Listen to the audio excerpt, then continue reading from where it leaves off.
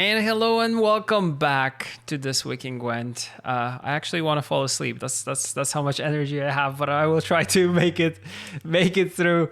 I have a lovely guest which I got to meet this year in person during the 20th anniversary of CD Projekt Red in the studio. Gnurrgard, if I probably butchered that to hell, is with me. Perfect. How are you? I am very good. I'm also tired. I don't know if I'm as tired as you are, but I'm tired as well. So, Dude, but it's otherwise, I'm Friday. feeling great. It's Friday. Friday is like the day where I feel like the week just gets out of you. Like it's just like. Yeah. So yeah.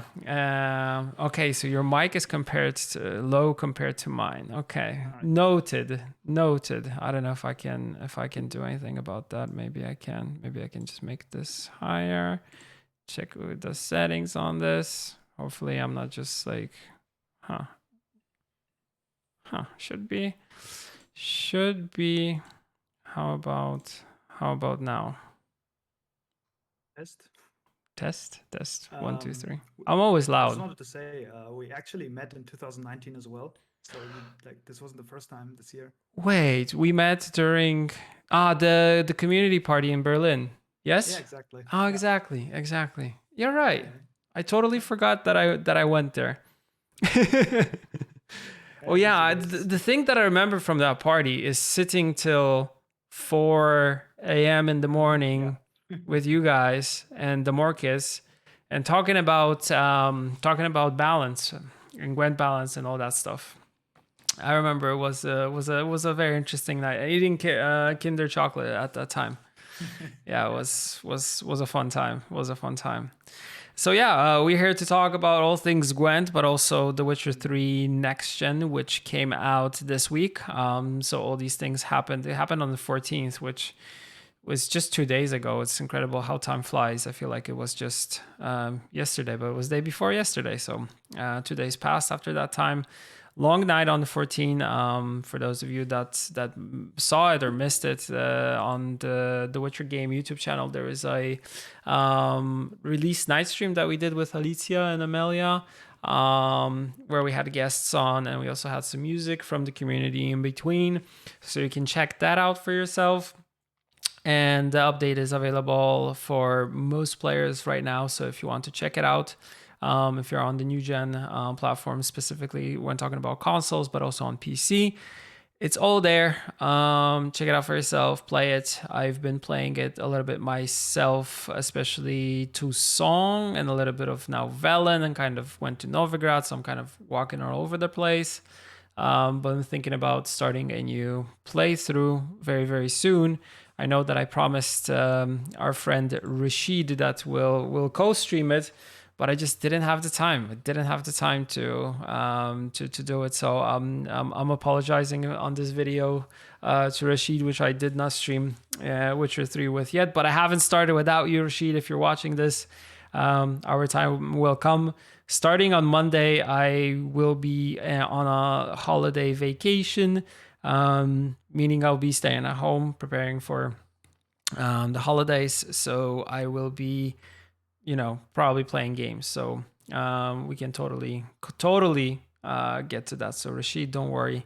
I haven't forgotten about you. Zubidu is here, so he'll pass on that information to him or not, or we'll say something bad to him that I said something bad, which I would never do. Okay, so we got that out of the way. For Gwent, we had the roadmap put into words. No, it was already in words. Paper. Well, it's not really paper because it's a website. So in written form, if you go to playgwent.com, you can check it out there. All the information in one place. I mean, if you're watching this, most likely you know everything. You've watched, World Masters, so there's kind of no point of recapping everything. But if you forgot some stuff, now is the time to check it out there.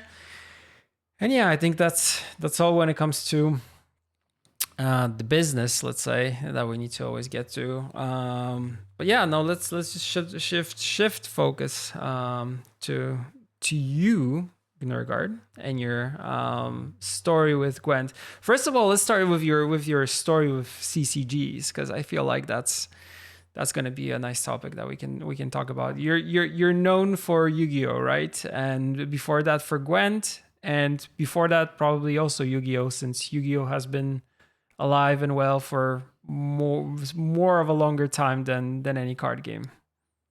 Yeah, so I started playing card games in like I think 2002 or three, so like a long time ago, like 20 years, when my brother just bought a Yugi starter deck when the game launched. Nice. So we just like we only had that one deck, and actually it was meant you have two decks, you play against each other. We just shared the deck, so like he shuffled it and he gave one card to me, one card to himself, and then we just played 20 cards versus 20 cards.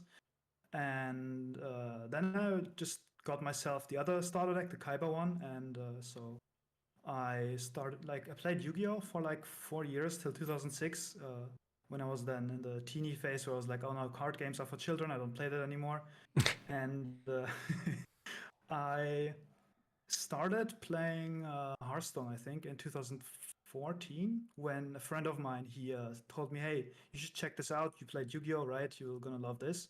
So I played Hearthstone with him until the life coach wave, Mm-hmm. where everyone went to Gwent because Hearthstone had a really bad meta and everyone was fed up with it. So I was watching a stream of actually Noxious, so I went to Gwent because of Noxious, not because of Life Coach. Mm-hmm. So the game looked really interesting to me, Gwent, and I told my friend, "Hey, let's play Gwent," and then we just played Gwent, and we also had like a pro team at some point where with like Colomon and stuff, and yeah. Nice. So Quite the that's how I story. started Gwent. Yeah, I There's feel. actually a lot of stuff in the Gwent part too. Like when I started writing articles, and then somehow like a content creator got me into Gwendelman, and then from there on, Gwendelman disbanded. I got my Yeah. own team that disbanded too, and then I was like, I'm just gonna create my own thing. Welcome.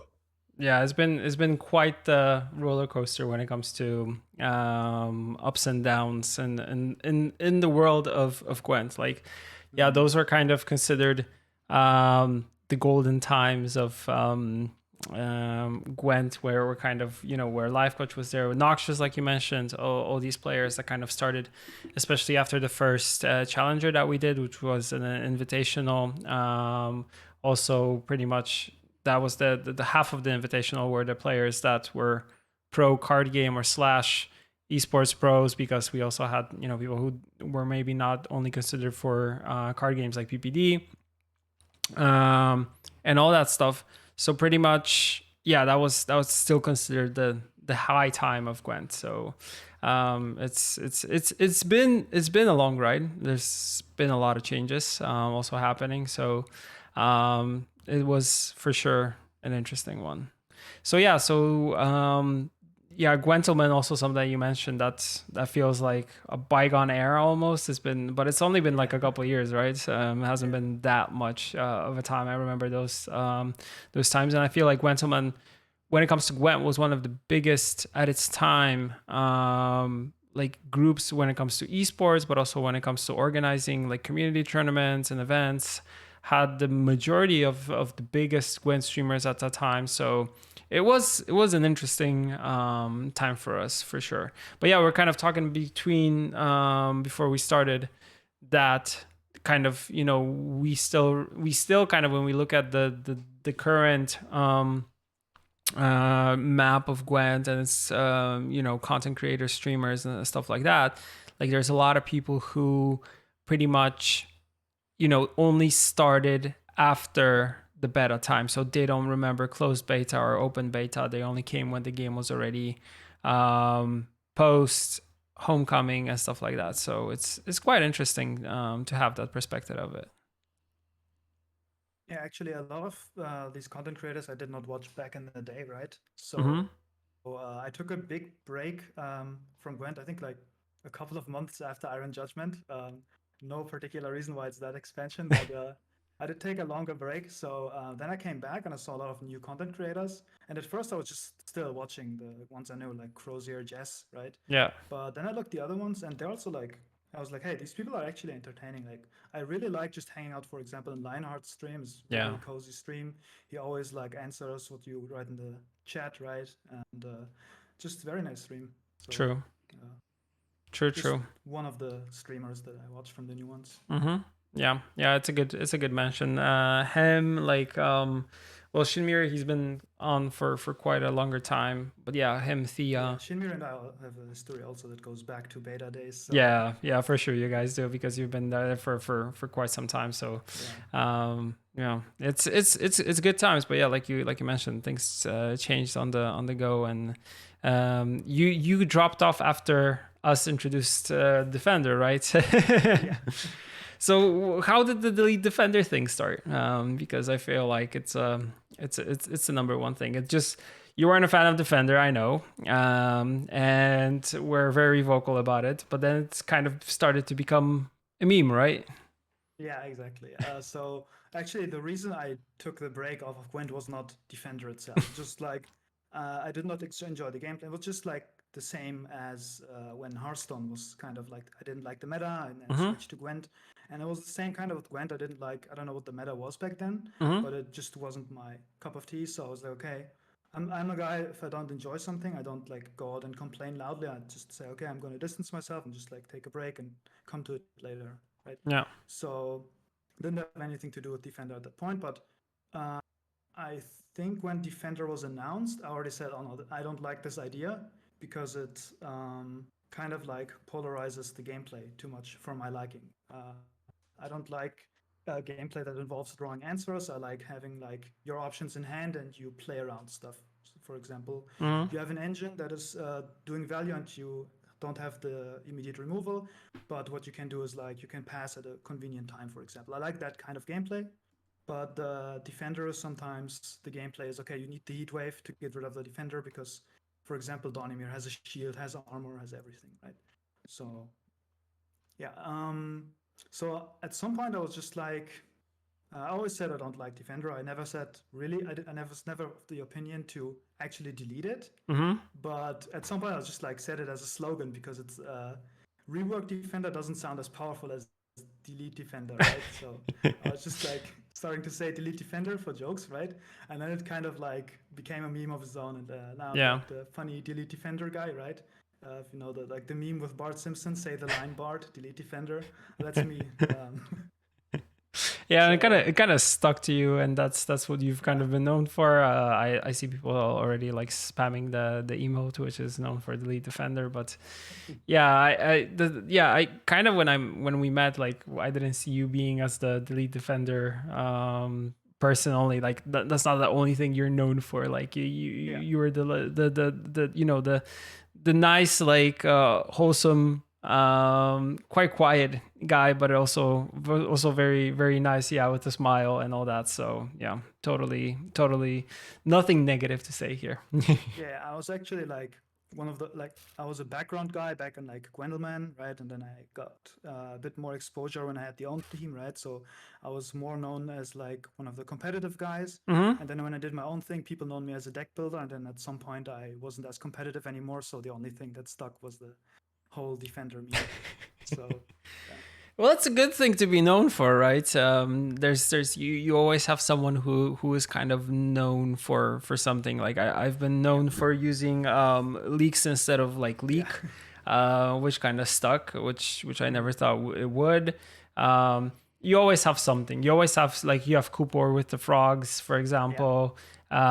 It's always been something that you know stays to someone. Yeah. Yeah, also Zubidu just mentioned that. Like Kupur is frog guy. Yeah, and Zubidu is the trivia master. That's what he's known for. Oh yeah, I heard of that. No. So then you bounced off of Gwent. We also talked about the fact that you moved your content creation from doing Gwent related stuff to going into Yu-Gi-Oh, right? So that's kind of been the full thing that you've been focusing on right now.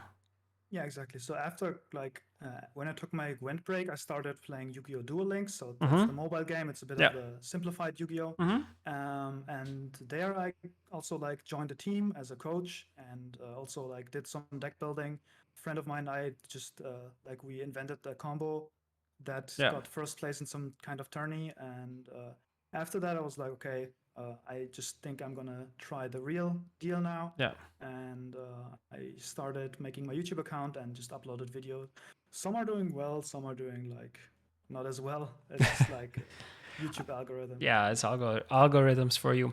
If Yeah. if I was a person that wanted to get into Yu-Gi-Oh, how hard is it to make a deck that is more or less competitive? You mean like from a financial standpoint? From Or from a financial standpoint. so it depends if you want to play the physical game. Yeah. Uh, I think a friend of mine, I got him a deck like in end of 2020, Mm-hmm. and I got them a deck for like about 100 euros. That was like tier 2 or tier 1, I don't know at the time. Mm-hmm. Depends from like format to format. Right now, Okay. Yu-Gi-Oh! It's a tier 0 format, and the best deck will probably cost you around 300. So Yeah, I think it's a it's shift. it's similar to what you see more or less in Magic when it comes to standard. I think the legacy, let's say, formats in Magic are more expensive. They get into the thousands because of dual lands and stuff like that. But Yeah, yeah, still, it's not yeah. it's not that bad because I thought it would be pretty much worse. So I'm really happy that it's not that crazy.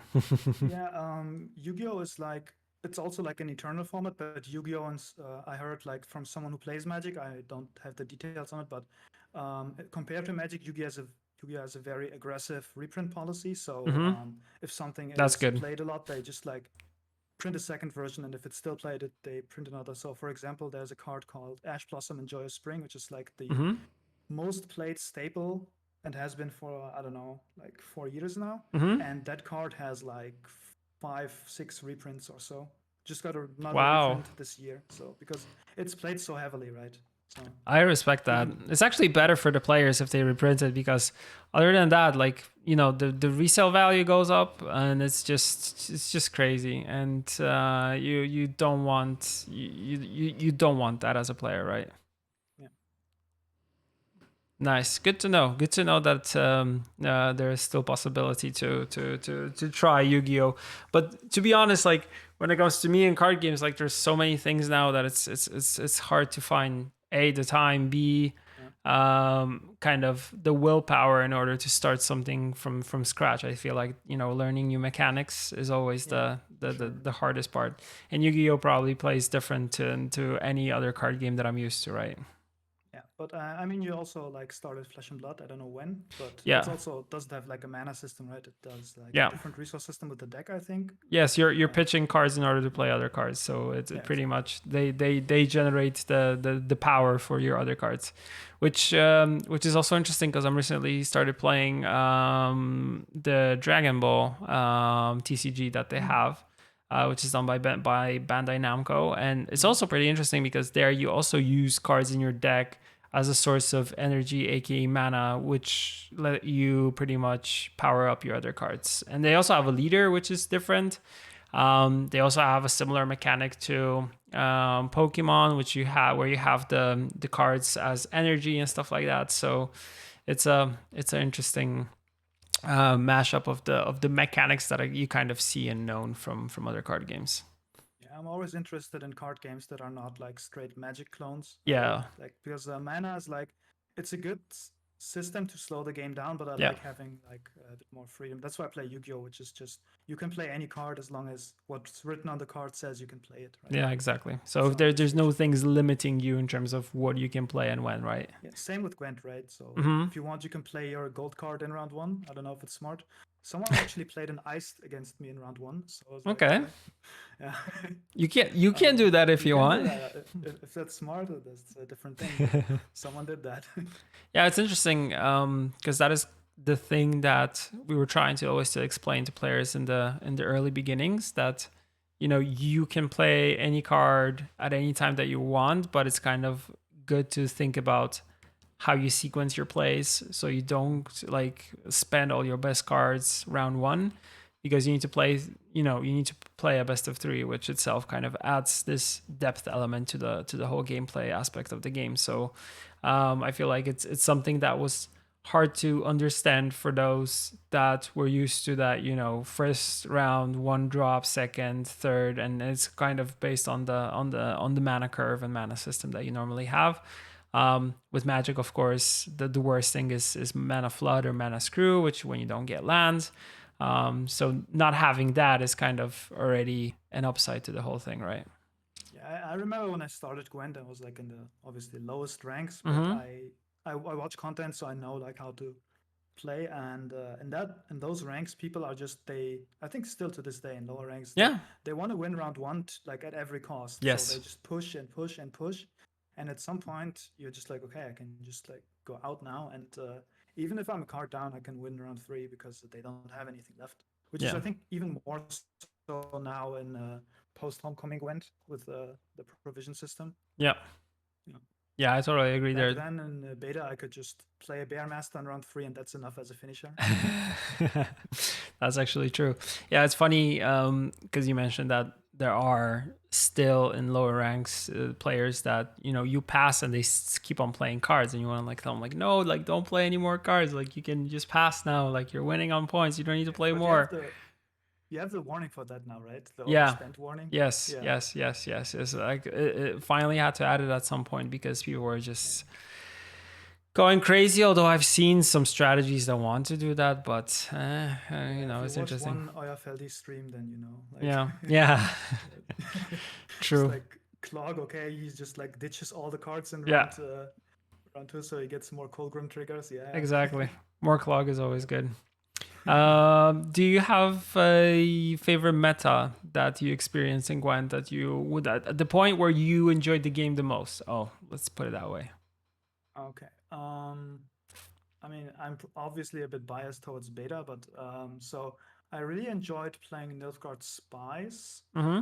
back when Spies was meta. Although I think my best Spies season was with like after the patch in the Dwarf meta. If you Mm-hmm. remember that War Dancer Oh Dwarfs, yeah, I I remember actually have that a time. funny story to that. We can get to that later if you want. But I think it's just the big Greatsword meta, the post Homecoming announcement. The I don't know how many months meta, but Yeah. for a meta that had like no patches, the meta actually had so many twists and turns. Like you had at the beginning people playing, I don't know, I think they played Great Swords, and Yeah. then people played Alchemy, and then they refined Great Swords to beat Alchemy better, and then Alchemy increased the Witcher damage, and so on and so forth. And then like really really late, like 3 months into that, Yeah. people started playing full test or so with the Redanian armors that boosted everything. So for a meta that didn't have a patch, actually like evolved a lot. And obviously at some point also veterans came into the mix, Mm-hmm. which was my favorite deck back at the time. So yeah, I think it had to be that. And also like the last challenger with Damorki's Olaf deck, which Mm-hmm. nobody played. Yeah. The deck that Crozier made. Yeah.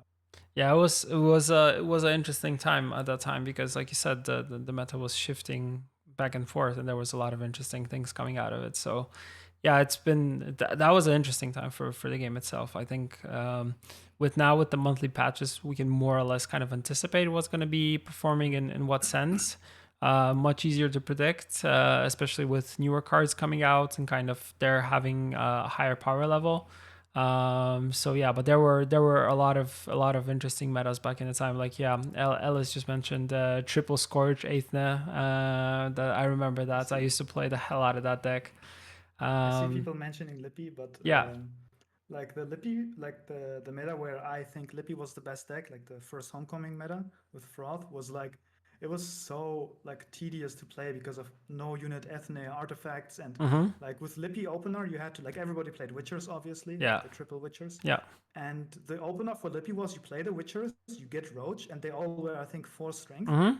So you had to use your leader ability when Krach could still damage your own units Mm-hmm. to damage your own Roach, and then you had to use tactical advantage to boost the Witcher. Yeah. So you play around Scorch and Epidemic, and that was just so like. That's how you used tedious to stack always them, have- so not get to not get burned. Yeah. Yeah, good times, good times. Yeah. Yeah, I still remember, like you mentioned, some of the older archetypes. So old dwarves that used to buff themselves to oblivion and had resilience that stayed over for a couple rounds. I remember some Oh yeah, that games. was the meta I started. Yeah. Yeah, I remember there were some games where you would just stack them up like crazy and have like a 54 point carry over or even more. Yeah. And then I remember like, you know, people rage quitting and stuff like that. But I feel like you always get some a little bit of toxicity when it comes to card games, but in a sense that, I mean, I feel like there's no card game that will ever solve the problem of some decks just being like broken or some cards just feeling like they're just too overpowered, right? I mean, people just hate losing. That's what it comes down to. So like, if they lose something, they see something they lose too. So it's yeah. But I kind of feel just that, you know, some like deck solutions or some archetypes are just over the top. Like I know that, you know, people who are playing Marvel Snap now are hating on Leader, and I also don't like playing against Leader. There are just, you know, you have Keltulis and Gwen, which I never liked playing against. You mentioned like there's Mill, which no one likes, but you mentioned Clog specifically. That is not, you know, also like a number one thing that people want to be faced again, because these are, I mean, they feel like maybe they're not super competitive archetypes that you will bring to you know, to a tournament or anything like that, but they're kind of more there for the sense of if you're playing on the ladder to piss off people in some sense, right? But they are also producing, the problem is when they start producing a good outcome and they start being a problem for the more competitive archetypes or decks, and that's where kind of you're like, is this really fair? Am I having fun? Maybe not. But yeah, like you said, it goes down to the fact that people just want to win. Yeah, but hot take, I didn't like. I think Mill and Clog in the last couple months have been decently designed. I think people like, obviously people still hate playing against it. Yeah. But because the power level is adequate, and I would say like adequate is low for those decks, but people still enjoy playing those. And for me, it's like, okay, I have to think differently now, right? So for example, I think I streamed a game once, co-op stream with Kupor when he was here, and we played against Mill, and we played a Sunset Wanderer deck. And then at one point, the Sunset Wanderer was at the far right? Yeah. Right before it jumps out. And obviously, against Mill, you play that card, right? Just from hand. You don't let it jump out. You play the card. So you have, And Cooper was like, "What are you doing? Like, why are you playing?" He said, "No, you have to play that matchup this way, and you have to do like weird plays, which is sometimes kind of fun. Obviously, if you face it too much, it's getting annoying. But I like those kinds of challenges. I also like mirror matches a lot in a lot of games. Mirror matches are the most interesting ones. I feel like you learn a lot also from mirrors. Like you learn, if you're starting playing a deck on archetype, to actually go against someone who's playing the same thing. It gives you this possibility to kind of think about your plays, or kind of think about how you should be playing against your deck. And I think it also opens up things for the future. Like, oh, I didn't think I can play this way, or maybe, oh, he's not playing it the proper way. I should be playing it, should be playing it the other way. So yeah, it's also a good one to kind of better yourself when it comes to playing the specific deck that you're currently into. Although I have to say, sometimes when I just log on, for example, to play Hearthstone, and I just want to like turn my brain off and play, and then I get into a mirror match, and I'm like, oh no, I don't want to think right now. Why am I queuing into a mirror match? So I sometimes just want to play. Sometimes just want to play against the ones that you feel good playing again. Oh, Spessy, thank you for the raid. Yeah, big raid. Thank you, Spessy. We're not playing Marvel Snap here though. But yeah, thank you. Huge one from Spessy. Hello everybody.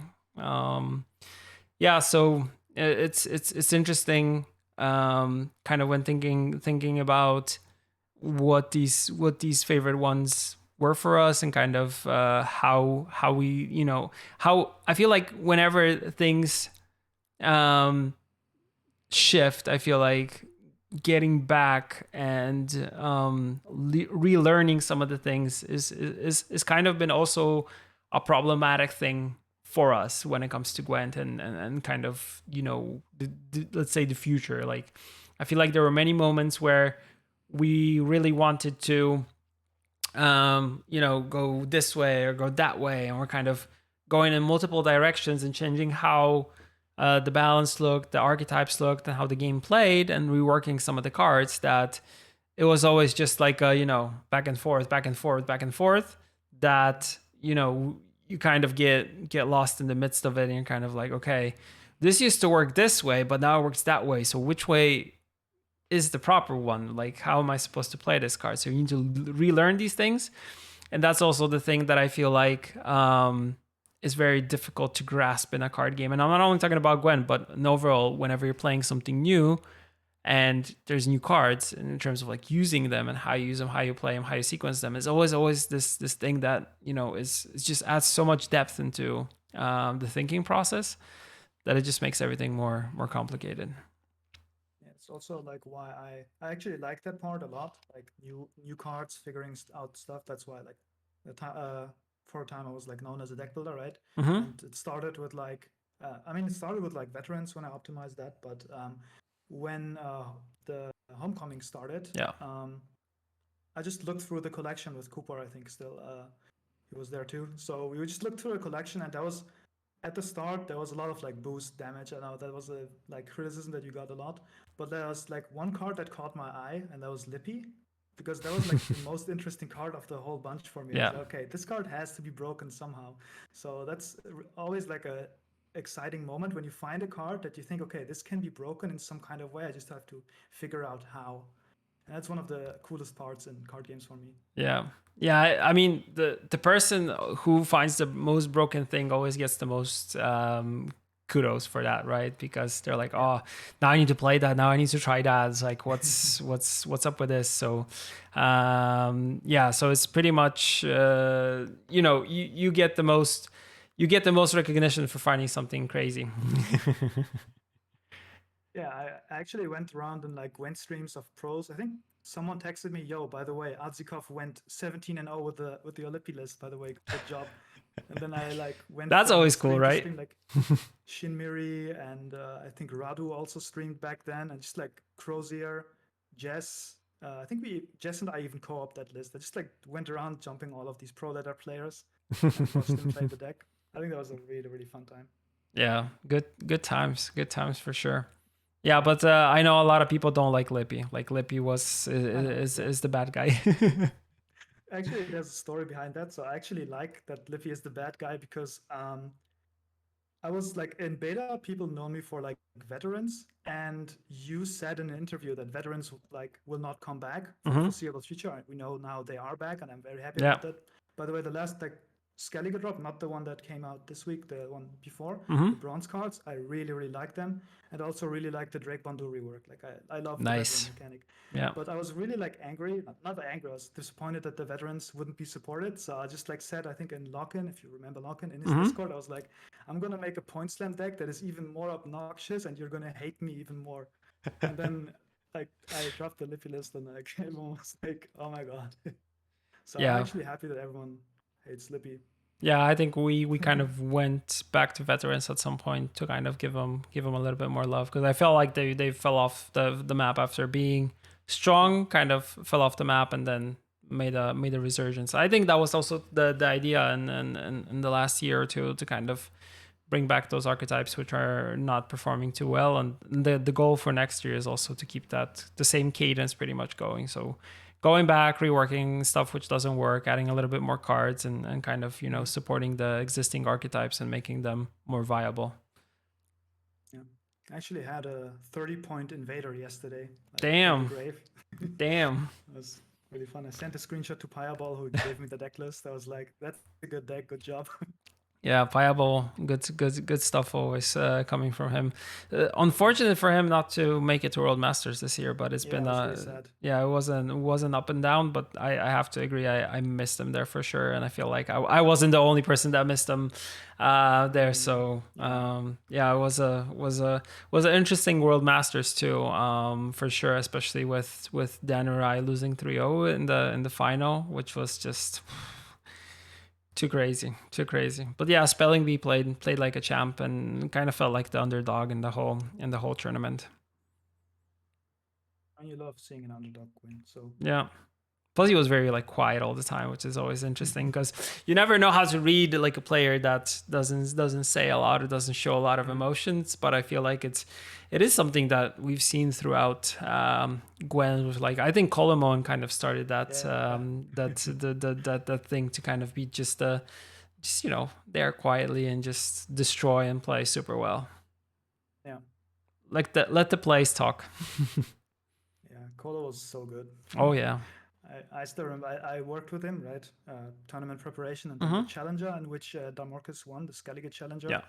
And I still remember that game when Colo played veterans versus the Olaf deck, I think. Yeah. Which is like an almost unwinnable matchup, but Colo just played it like he just played out of his mind and won. Yeah. Like, even though he didn't win the series, that was a really memorable game for me. Yeah, he was great, but also when it came to like just interacting with him, like he was a man of few words, but whenever he said something, it was cool.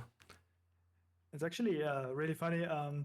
So me and Cooper, we all like our Berlin area people, right? Yes. So like sometimes we just meet up, go to eat and something, and you all know Cooper, he likes to talk, and Cola is more of a listener. So Yes. the interaction between those two is really, really funny. I wish I could like show. One is talking all the time, and the other one is just like, yeah, and then says something, and then listens. Yeah, but like Cola also, he actually like really listens. He doesn't just like hear what Cooper says. He listens, and then he just like answers like good manner. And Yeah. actually really cool to see. Yeah. It's also the thing that you mentioned when it comes to Germany. Like we've always had a incredible representation there when it comes to like pro players and also content creators and also people who kind of work and brought everything. I mean, Ryan is a great example because Ryan is currently working with us at CDPR, but he came from the community, right? So it's been pretty much incredible to have him become part of the team and kind of be responsible for Gwent, but now also other stuff moving forward. So it's a blessing. And the same thing with us getting to meet in person and kind of having these community gatherings. It's always something that I personally enjoyed the most about Gwent, because I would never think that when working on the game in the beginning that we would build such a strong community around it. So it was pretty cool. Yeah. We had like 2 big meetups in Berlin this year with the Gwent community, and it was like a really good time. Like one in spring and then one in like late summer. Yeah. I think a lot of people came to Berlin and just like did stuff. I also did a tour, like a tourist tour. Actually, everyone, I don't know who told someone that I do really good tours, and I was like, okay, now the pressure is on. Yeah. So I went and just watched like some videos, so I have some trivia to tell the people. Oh yeah, I mean, I need to go to Berlin probably sometime next year because I haven't been in quite some time. So if I need a tour, I know who to pretty much hit up now. Yeah, because I've been there, but I remember I've been there apart from the community event. The last time I've been there, it's been quite some time. I've been probably in and out, but never like have the time to actually go and see a little bit of the places that I wanted to see. What I still remember is that they had an awesome infrastructure for bicycles, which is something that I was very like, wow, this is. And I came there in like, I don't know, 2010 maybe, something like that. So already there compared to Poland, it was like, what the hell? It's like the road, the bicycle route, they're so big that we don't even have that much space for cars almost here. Yeah, I have the same experience, but that was when I was in Amsterdam, which is still like from Berlin. Yeah. I don't know if you see the display here. It's a bicycle display. Yeah. So yeah, I also like doing bicycle tours. Actually, like also funny story. There's a very popular cycling road here in Berlin through like a forest. And at one time I was just cycling through, and from the other side came a cyclist, and I was like, wait a minute, I know this guy's face. And I looked a bit closer, and I was like, oh wait, that's Colomon. Yeah. So just like cycled past each other. Like, yeah, I was talking to him about that because he had a phase where he was like cycling a lot, and he was we had each other on Strava, and he was like really doing a lot of kilometers, like back and forth and stuff like that. He was like, oh man, we need to go on a bike ride one day together. Yeah, but he had the phase. What about you? Did you have is cycling that you something that you enjoy as a sport, or is it something that like for yourself, or is it something that you would watch? I know not many people want to watch cycling because it's like 6-hour tours and stuff like that per day.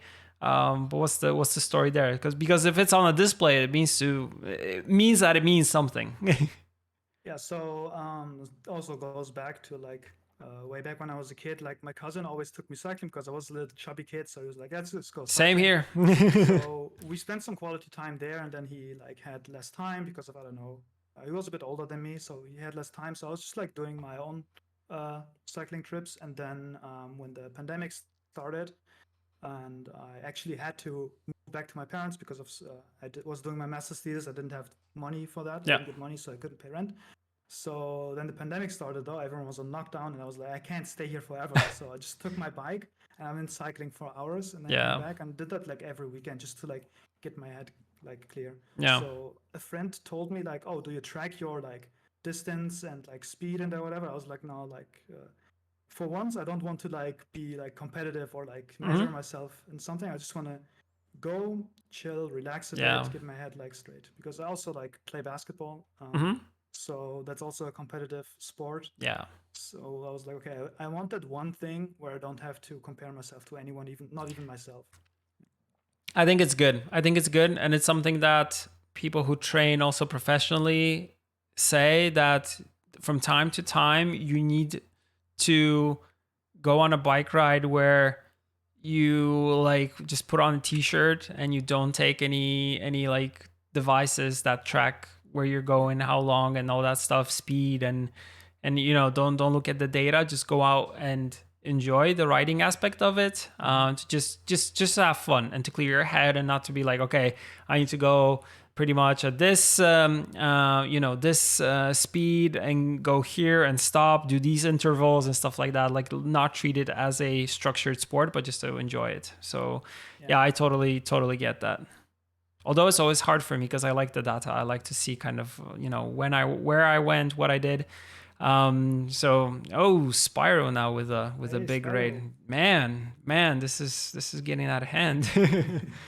So hello everybody from Spyro stream. We're talking Gwent old days here, and pretty much how what kind of happened in between, and what happened in the good old days.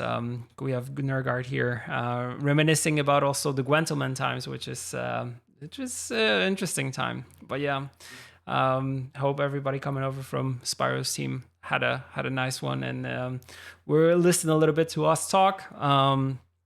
Yeah, also I saw some questions about what about the co-stream with Rashid. I talked about this at the beginning. I'm very sorry to Rashid, but we will get to The Witcher 3 Next Gen probably starting this weekend, because I want to stream it. I've been playing it a little bit off camera, of course, but we'll be getting into that. So we will have Rashid. I haven't forgotten. I just didn't have the time.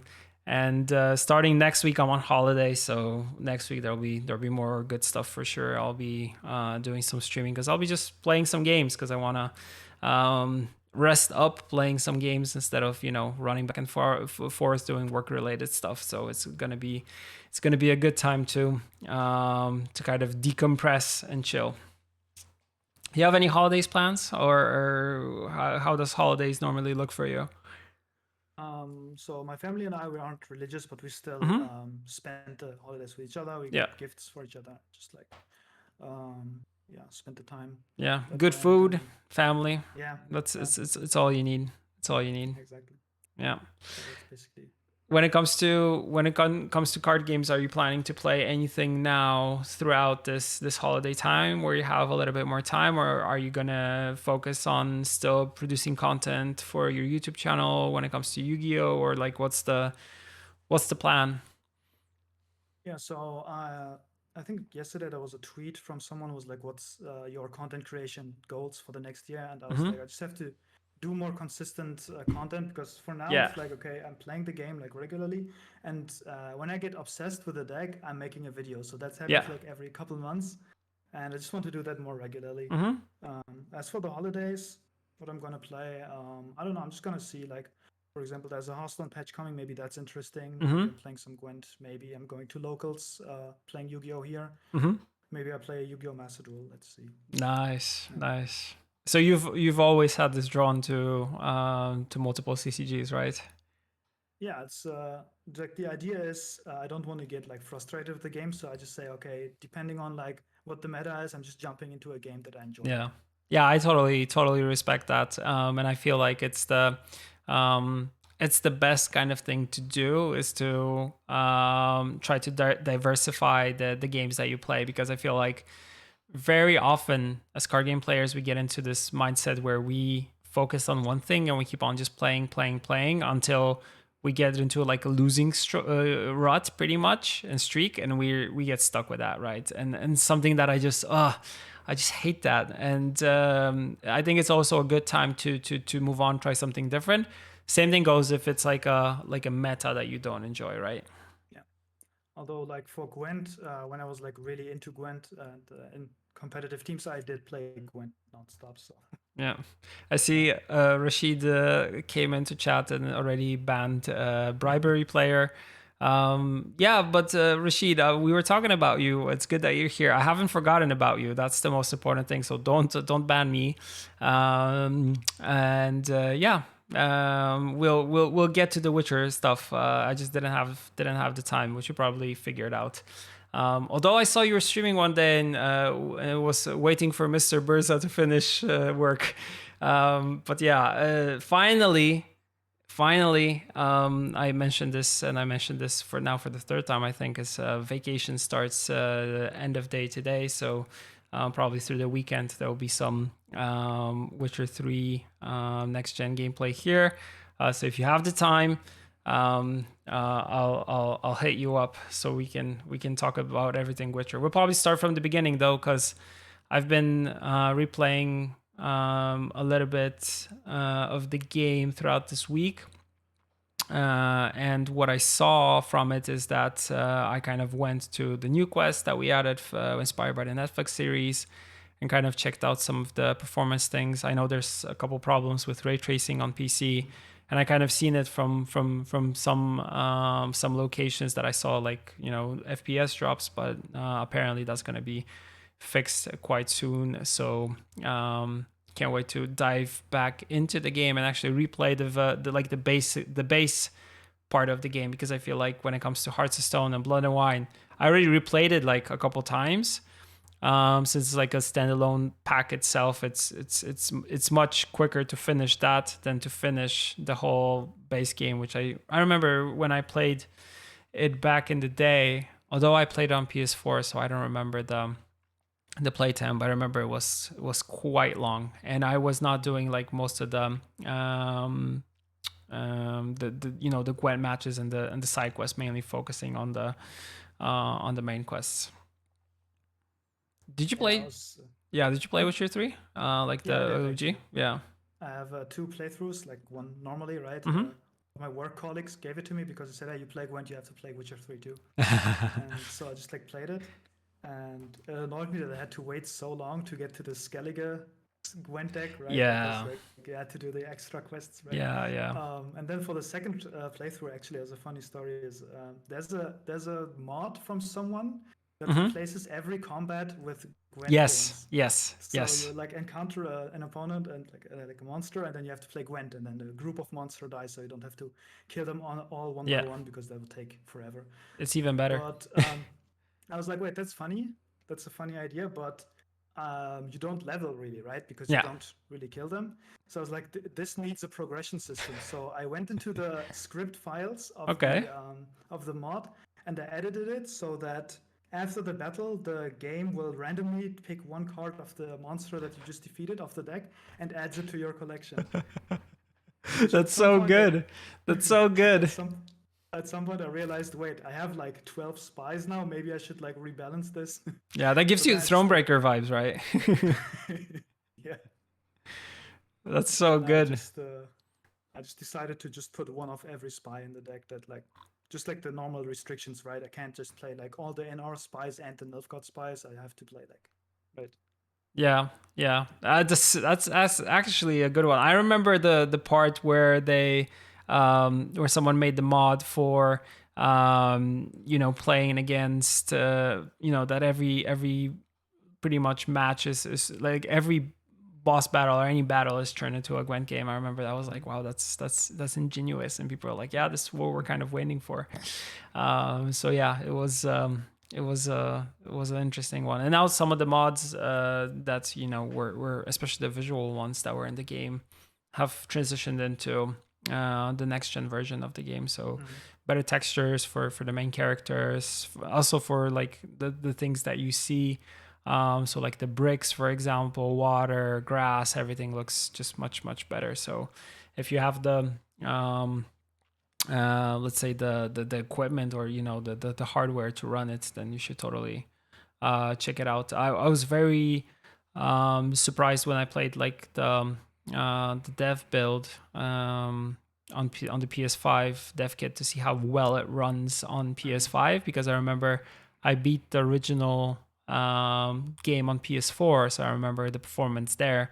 And then I remember after I set up a better gaming PC, I replayed the game on a high end PC. I remember that seeing from 30 to 60 FPS. I never thought that that would be such a big change, because if you played on console before, you would not see the progress so much. But it was just like, wow, this is so smooth. And now consoles are able to rock it in a 60 FPS and performance mode. It's just like, wow, this is really cool. So yeah, good time to replay the game, especially now through the holiday season.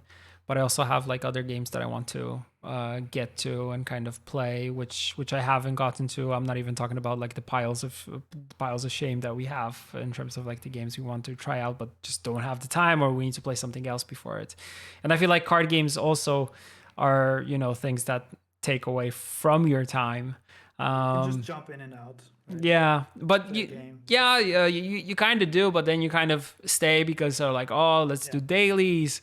Oh, let's do that. Oh, let's maybe, oh, maybe I want to build a new deck. And then you start theory crafting a deck for like a couple hours. And then it's like, and then you have your physical cards, which I'm always kind of going in and out of, like, oh, I need to work on this deck, or, oh, I need to find a couple cards for this. Like, where did I put them? And then you start going through boxes, and then you're like, oh, 4 hours have passed. Great.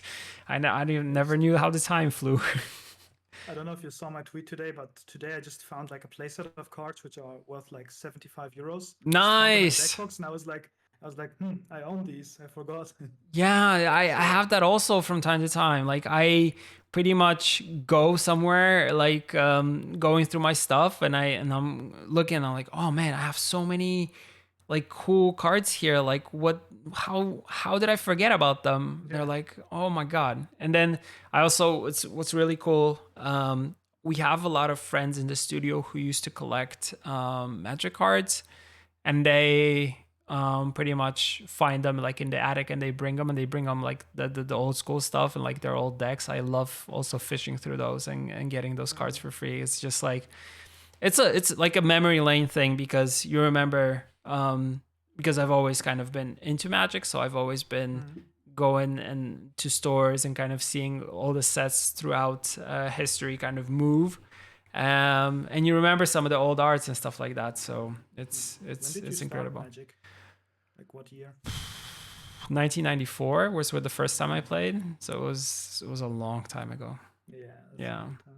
But I what I regret is like not collecting cards more at that time, because as a kid a friend just brought them. I remember we were playing without sleeves on like a concrete, playground and stuff like that, which would totally not go through in these days, where I double sleeve everything. Yeah, I also have double sleeves for a lot of stuff. Yeah, I mean, you have still to. have my first like Blue Eyes White Dragon card, but it's somewhere in like one of my binders, but it's like destroyed. Like the edges are off. The holographic thing is like also like. There was a lot of sand on that stuff. Oh yeah. I mean, back in those days, you were just playing whatever card games, and it's pretty much 10 out of 10. Yeah. You ever got into Magic or no? Never. I played MTGA when it came out. I played Red Deck Wins, because that's the like that's easy to build also always, and it's not always the super expensive option, right? Yeah, everyone was like playing Scarab God at the time, like blue black control deck. Yeah. And I was just like, okay, here's like what's the I forgot the name. I know Hazoret was the legendary, but there was like another card that you couldn't block and that came back from the grave. I don't know, but it sounds like graveyard shenanigans. Yeah, exactly. I love graveyard decks in general. Yeah. Yeah, that kind of Tournaments, for reminds me example, why with you liked Skellige and stuff like that. yeah, exactly. Yeah. I also play like graveyard focus deck in Yu-Gi-Oh. So Oh, interesting, interesting. Yeah, I feel like graveyard decks have always been very good also in Magic. To this point that they just started adding so much graveyard hate throughout every set that they add. So it's quite interesting. Quite interesting. yeah, it's just way too good to play a deck that just can use the grave as well as your hand. Yeah, it's Right? additional resource, right? And actually dumping cards on purpose there in order to bring them back for a lower cost is what makes sense. Okay, people are asking when are we going to talk about Rogue Mage? So Rogue Mage, Okay. you're the Rogue Mage ambassador apparently. Okay. Yeah, I don't know why.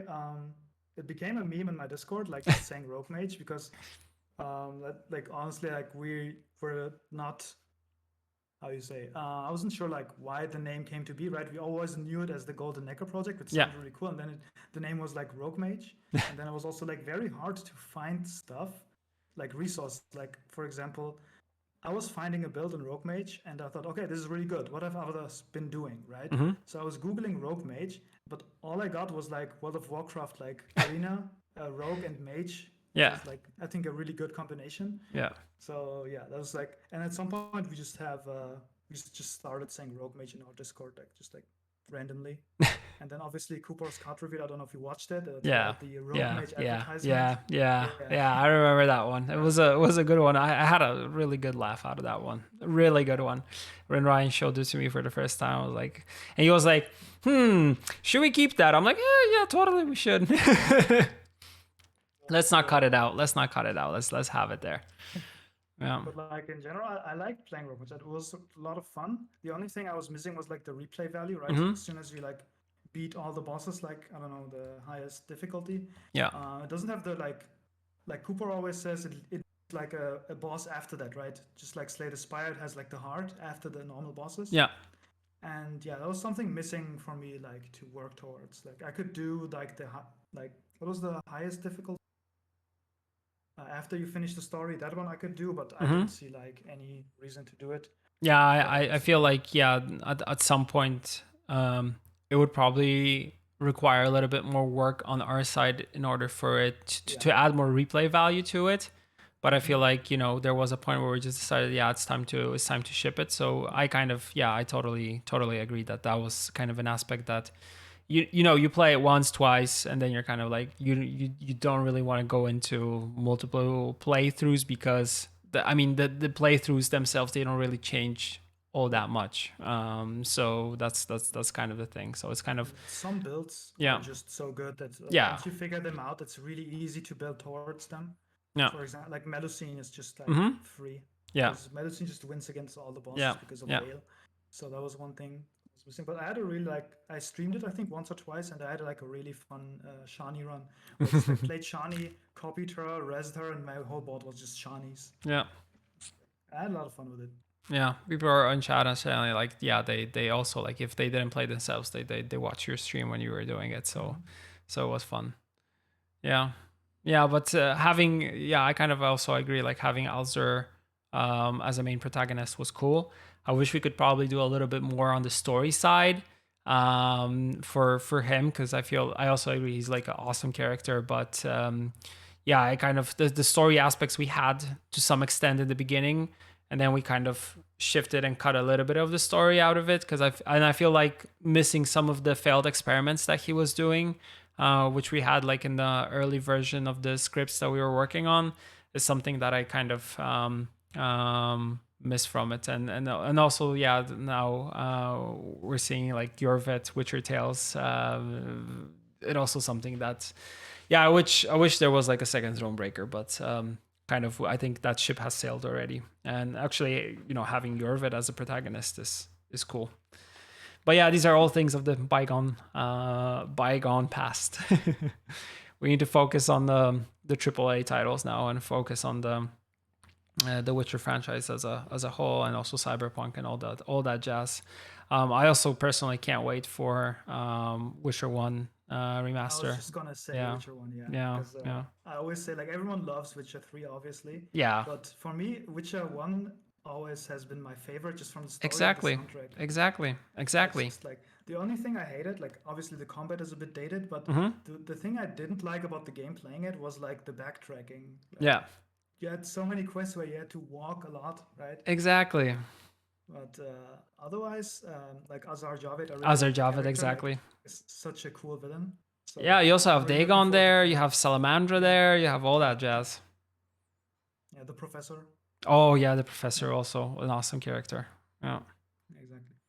Good times. All right, man. We've been into an hour. Is there anything else that you wanna discuss, or do we disband and go enjoy holidays? We actually have a CDPR party today, which I need to get into in like 2 hours. I think then you should get ready for that party. Yeah, sounds like a good Yeah, plan. It was awesome talking to you once again. yeah. The last time we talked a little bit briefly was on the 20th anniversary party. So thank you for taking the time and for hitting me up. Yeah, if anyone wants to come on over for Twig, we won't be doing it probably next week because it's the holidays. So we'll be skipping. That sounds very Polish. Skipping that one. So probably the one which we'll be back for is going to be, because the 6th is also a holiday in Poland, which I don't know if that will be Twig, but either it's going to be the 6th on Friday or the 13th. So yeah, hit me up if you want to be on Twig. We'll start scheduling things for 2023. I can't believe it's already been 2022 over. I just feel like we just started, but now it's ending. It's crazy. Yeah, 2023 sounds like, I think I bought a PlayStation like this week, Yeah. and it said you'll get it like guaranteed like at the latest end of January 23. I was like, wait, 23? I was like, wait, that's in a month. Yeah. Enjoy that PlayStation. Play some God of War and also play The Witcher 3 Next Gen. Yeah, that's the plan. Awesome. It was great talking to you, man. Take care, thanks for and having me. thank you everybody for watching. I'll see you probably for Witcher 3 Next Gen stuff. So take care, everyone. Bye. Bye.